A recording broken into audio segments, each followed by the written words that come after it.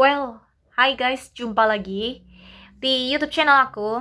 Kali ini aku gak kemana-mana, aku di rumah aja. Dan aku baru selesai nih, jadi aku baru selesai mengerjakan tugas ya.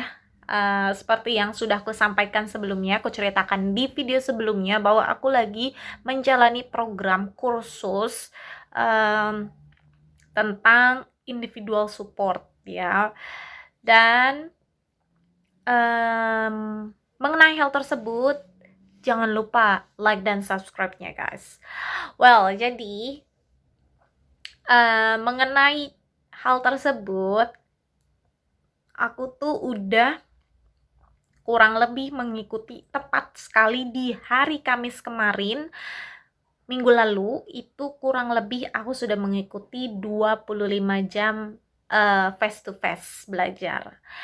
Nah, itu berarti aku bisa menambahkan jam belajar di rumah agar program ini dapat diselesaikan lebih cepat, guys. Wow, senang banget dong ya pasti ya kalau bisa menyelesaikan program studi ini lebih cepat gitu ya kan.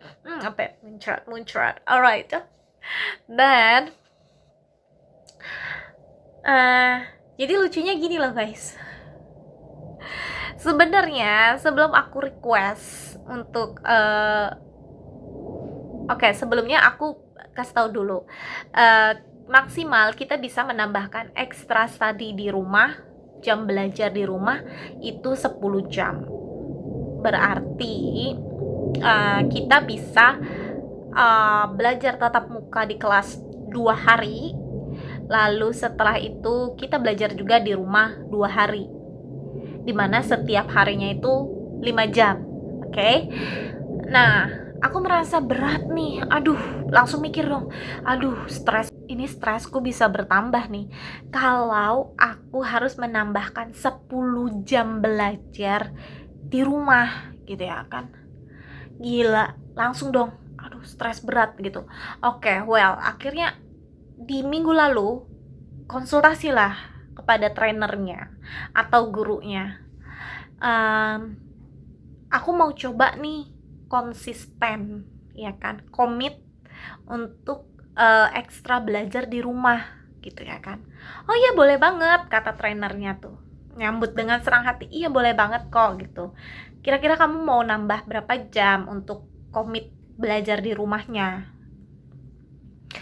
Terus aku bilang ya kan, kayaknya saya mau komit 5 jam dulu gitu ya kan.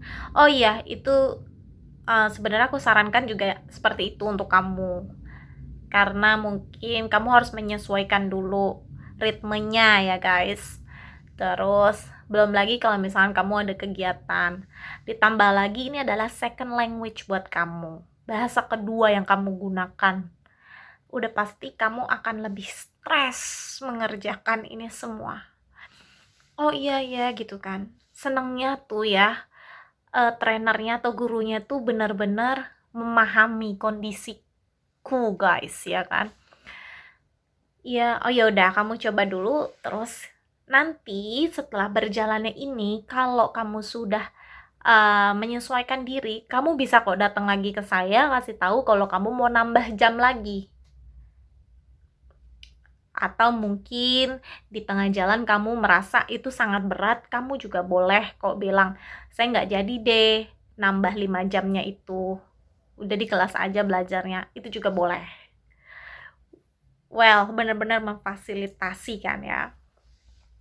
Akhirnya, iya oke, nggak apa-apa, aku coba yang 5 jam dulu gitu. Oke, terus dikasih format reportnya, bagaimana aku harus memberikan report setiap selesai belajar di rumah. Wow, setelah selesai belajar di rumah, reportnya kayak apa guys gitu kan. Tadinya aku pikir adalah reportnya itu adalah kita harus merecord nih kegiatan kita selama belajar di rumah, atau kita foto ini bukti kerjaan kita di rumah gitu kan. Ternyata nggak gitu guys. Mereka tuh memang benar-benar kita ini kan bukan anak-anak lagi ya guys ya. Terserah lo lo mau nipu kayak mau apa kayak gitu kan, itu adalah komitmen diri lo sendiri ya kan untuk menyelesaikan tugas ini, menyelesaikan program ini gitu guys. Jadi si trainer kasih tahu kamu nggak perlu kirim foto kamu udah menjawab pertanyaan nomor berapa aja, terus udah sampai halaman berapa aja kamu fotoin, terus kamu record bikin video gitu, kamu nggak perlu yang kayak gitu. Kamu cukup kirimkan aja detailnya secara general. Di hari tersebut kamu udah belajar 5 jam misalkan, kamu udah kasih tahu aja kamu udah baca buku dari halaman berapa sampai halaman berapa, lalu pertanyaan yang berhasil kamu jawab itu dari nomor berapa sampai nomor berapa. Jadi nggak perlu foto dan lain-lain. Oh iya iya, wah senang dong guys, gila. Ternyata gitu ya, inilah yang dinamakan mengerti artinya, inilah yang dinamakan memang komitmen. Jadi nggak perlu kita nge-push orang untuk minta bukti ini yang lain-lainnya gitu ya kan, atas apa yang mereka kerjakan, karena hal tersebut akan berdampak sama diri mereka sendiri. Itu yang aku tangkep ya. Kalau misalkan aku berbohong guys, udah pasti aku yang missing terhadap beberapa informasi penting gitu ya kan. Aku ngaku-ngaku misalkan nih guys, aku udah baca buku dari halaman sekian sampai halaman sekian gitu ya kan, padahal aku nggak melakukan itu gitu ya kan. Bisa aja aku bohong gitu ya kan, tapi kan yang dapat impactnya adalah aku sendiri, bukan si trainernya, bukan si gurunya. Gurunya mah paham-paham aja, yang kesusahan nanti adalah aku sendiri. Jadi itu yang dinamakan komitmen guys.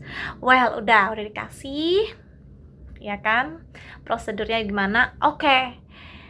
Terus di breakdown lagi sama trainernya atau sama gurunya, menjelaskan begini guys, kamu boleh kok kalau misalkan dalam sehari kamu harus belajar 5 jam itu dan kamu merasa berat, kamu boleh misalkan kamu cicil di hari ini, di hari Senin misalkan kamu cuma bisa belajar 2 jam, di hari Rabu kamu bisa cuma belajar 1 jam, terus di hari berikutnya sampai in total 5 jam. Itu nggak apa-apa kamu kirimin email saya kayak gitu, it's okay, yang penting in total 5 jam. Wow, kataku gila beneran, yang bener-bener memfasilitasi banget gitu, fasilitator banget buat segala macam kemungkinan kesulitan yang kita hadapi dalam menyelesaikan program ini guys. Dan tetap dong ketika dimulai aku mengikuti saran yang diberikan, tapi aku menggunakan waktu weekend. Jadi gini, kayak kemarin di weekend aku belajar 2 jam. Aku nggak langsung kasih report ke dia gitu ya kan.